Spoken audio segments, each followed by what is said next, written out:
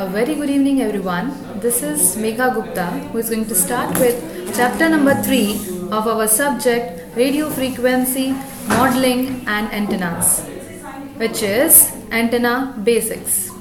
So let us first concentrate on what do we understand by an antenna. We can define antenna in various ways. In one of the definitions, it is stated that antenna is a transition structure between free space and a guiding device. We can also define it as a transition device or a transducer between a guided wave and a free space, or vice versa. We can also define an antenna as a device which interfaces a circuit and space.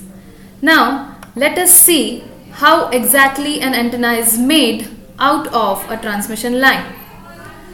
Basically, a generator or a transmitter, when it is connected with transmission lines and the open end terminal of the transmission line, when it is flared up till the length equal to or greater than lambda by 4, this open end will be termed up as the transition region or the antenna. Again, what do we have in a transmitting antenna system is a transmitter, a transmission line followed by the flared up region that is called as the antenna. This whole section is treated as the transmitting antenna.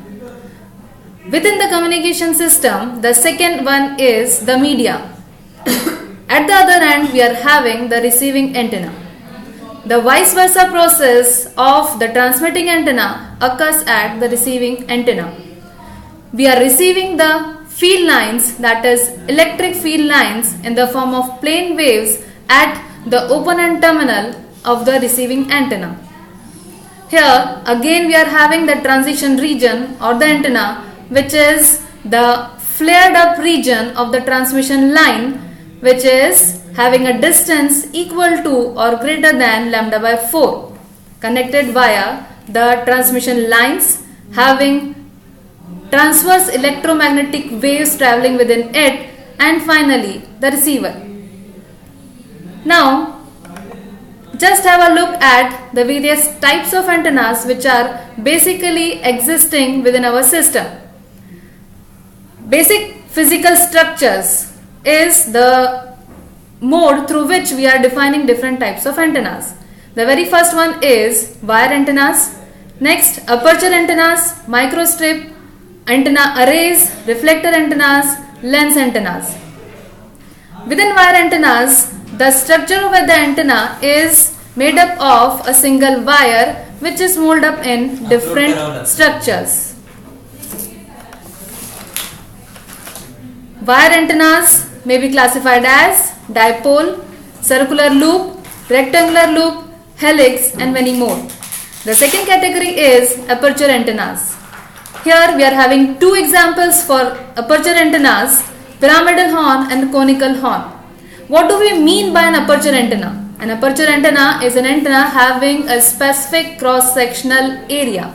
These two are different in the way that linear wire antennas are made up of single wire structures, but in aperture antennas we are having a specific cross-sectional area. Next comes up the microstrip antennas. Microstrip antennas are very well known as we are using these antennas in our mobile phones nowadays. The next category is antenna arrays. Again, a very well known antenna array is a Yagi-Uda antenna array, which earlier we were using at our towers for TV reception. Other examples are reflector arrays and slotted waveguide array, which we are going to deal within our syllabus later on. Next is the category of reflector antennas. We are having again a very well example of a parabolic dish reflector, which we usually see at our tower nowadays. Yagi-Uda antenna array has been replaced by a reflector antenna in the form of a parabolic dish reflector at our terrace. One more very widely used antenna, that is parabolic dish reflector antenna, is used in mobile communication. We can also have a look at this type of antenna at our TV transmission and reception centers.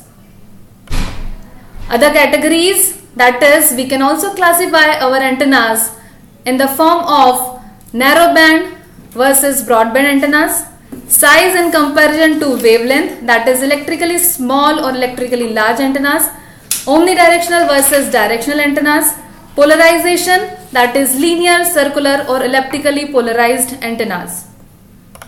Now just have a look at the electrical circuit quantities of antenna, physical quantities of the antenna and space quantities of the antenna. We will quickly have a look at these parameters just because we are going to discuss these in detail later on in the lectures.